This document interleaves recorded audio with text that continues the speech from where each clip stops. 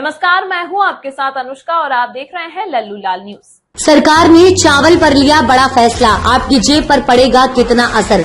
सरकार ने शनिवार को नॉन बासमती सफेद चावल के निर्यात पर लगे पूर्ण प्रतिबंध को हटा दिया है। इसके साथ इस पर $490 प्रति टन का न्यूनतम मूल्य तय किया है और इसे निर्यात शुल्क से भी छूट दे दी है। घरेलू सप्लाई को बढ़ावा देने के लिए गैर बासमती सफेद चावल के निर्यात पर 20 जुलाई 2023 से प्रतिबंध लगा दिया गया है। आइए आपको बताते हैं कि आखिर सरकार के चावल पर लिए फैसले का क्या असर देखने को मिलता है। ये लिया बड़ा फैसला। विदेश व्यापार महानिदेशालय DGFT ने नोटिफिकेशन में कहा है कि गैर बासमती सफेद चावल, अर्ध मिल्ड या पूर्ण रूप से मिल्ड चावल, चाहे पॉलिश किया हुआ हो या नहीं, के लिए निर्यात नीति को प्रतिबंधित से मुक्त में संशोधन किया गया है, जो तत्काल प्रभाव से और अगले आदेश तक लागू रहेगा।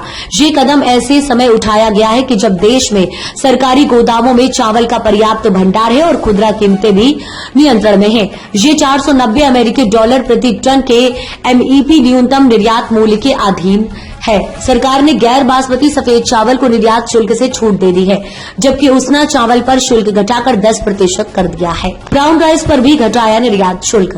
वित्त मंत्रालय के तहत आने वाले राजस्व विभाग ने शुक्रवार को जारी एक अधिसूचना में कहा कि उसने ब्राउन राइस और धान पर निर्यात शुल्क भी घटाकर 10% कर दिया है। चावल की इन किस्मों के साथ साथ गैर बासमती सफेद चावल पर निर्यात शुल्क अब तक 10-20% था।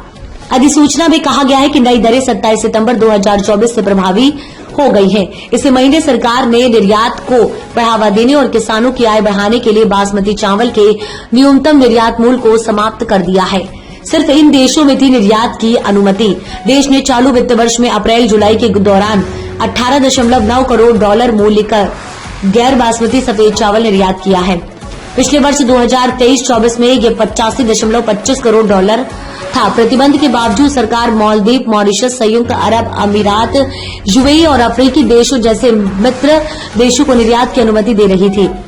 भारत सरकार ने अन्य देशों को उनकी खाद्य सुरक्षा आवश्यकताओं को पूरा करने तथा उनके सरकारों के अनुरोध के आधार पर निर्यात की अनुमति दी। चावल की इस किस्म की भारत में व्यापक खपत है। वैश्विक बाजारों में भी इसकी मांग है, विशेष रूप से उन देशों में जहां बड़ी संख्या में भारतीय प्रवासी रहते हैं।